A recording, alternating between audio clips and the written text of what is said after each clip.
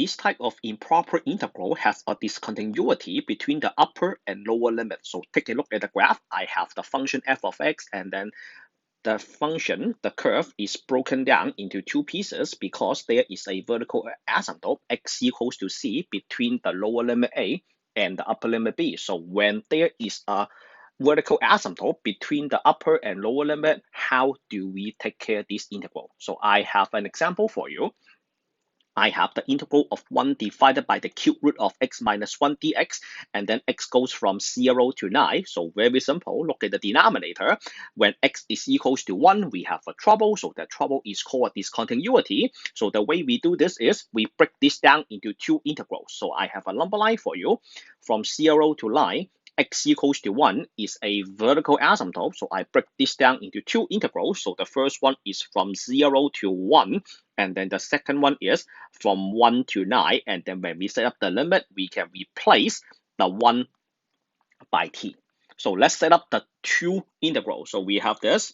So this integral is equal to, so let's make this arrow look better. So this integral is equal to integral from 0 to 1, 1 divided by the cube root of x minus 1 dx, and then you plus from 1 to 9, 1 divided by the cube root of x minus 1 dx. So we have two improper integrals right here.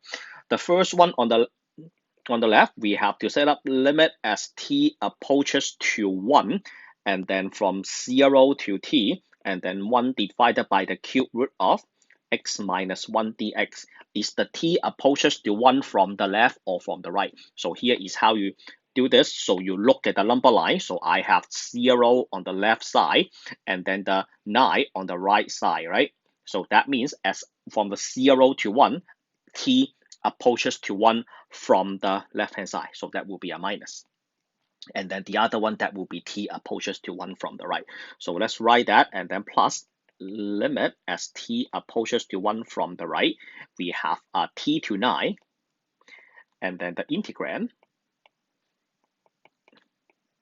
All right, so is this a by parts or a u substitution? This is simply just a u substitution. We let u equals to x minus 1, and then du is equals to dx.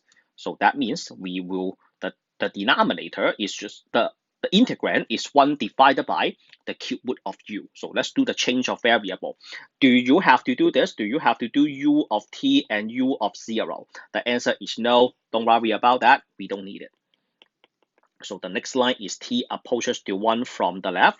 We have integral. Don't write the upper and lower limit. So this will be 1 divided by u to the 1/3, right? And then du. So that is equals to limit. There is one more, right? So plus limit as t approaches to 1 from the right. We have integral 1 over u to the 1/3 du. And then this is limit as t approaches to 1 from the left. I will just write another line for you. So change that to a negative exponent, and then do the same thing for the other integral.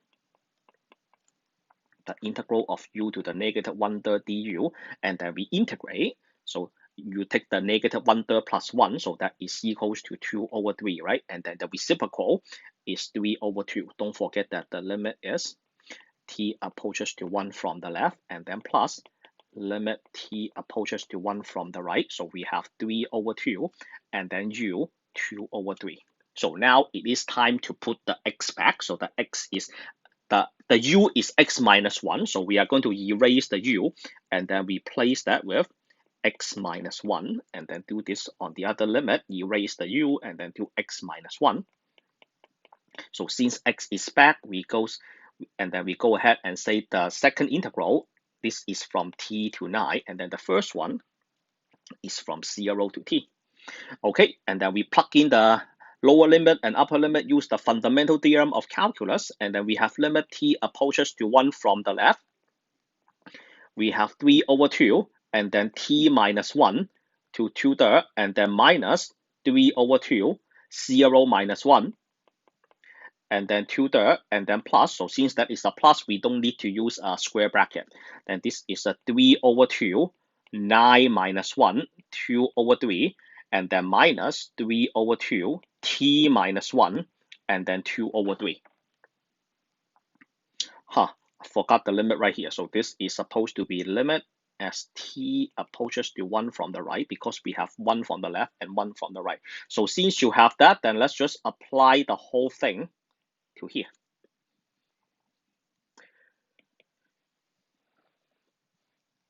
Okay, the t minus 1. So let's do the analysis in a different color. So we have a minus 1. So what is 1 minus? Let's draw a big line here. So I'm going to draw a line. So we have a 1 right here. So this is 1.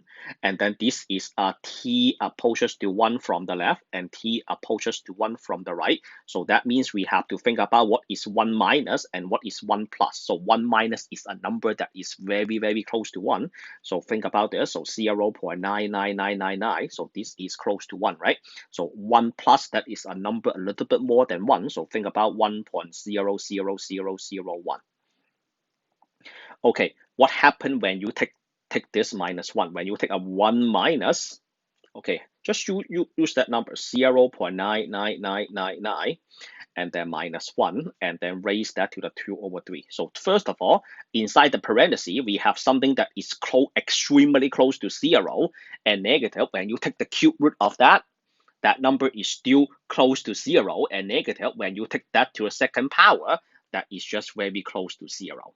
So on the other side, you have 1.00001, and then you subtract 1. So when you do this, you have something that is a tick greater than 0, just one little tick greater than 0. And it is positive. And then you take the 1/3 of that is still positive and a little bit greater than 0. When you raise that to the second power, so that is just still positive and close to 0. So this will be 0 as well. So after the analysis is done, so you can put this 0 right here and then right over there. So the t is done. And then what about the 0 minus 1? The 0 minus 1 is just a negative 1, right?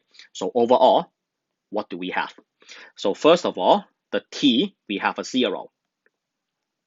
And then you plug in 0 minus 1. So this is just a negative 1, right? So you have a negative 1 to any power that is just,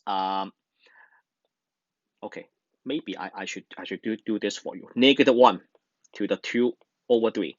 So the cube root of negative 1 and then square. So that is a negative 1 square, which is equals to 1. So you have a 3 over 2 times 1, and then plus 3 over 2, and then 9 minus 1 is 8. So you have 8, and then 2/3. So the cube root of 8 is equals to 2. Square that, you get a 4, right? So we have this is a 4, and then minus 0. So negative 3 over 2 plus a 6. So that will be a 9 over 2, right? 12 minus 3 is equals to 9. So 9 over 2. So therefore, the area is finite. So we have a finite area, and the integral is convergent. All right, that is the end of this video. If you think my explanation is helpful and clear, give me a like, share the video for me. If you are new to the channel and you are on your way out, make sure to click the subscribe button. Trust me, it is worthwhile coming back. I will see you all in the next video. Signing off for now.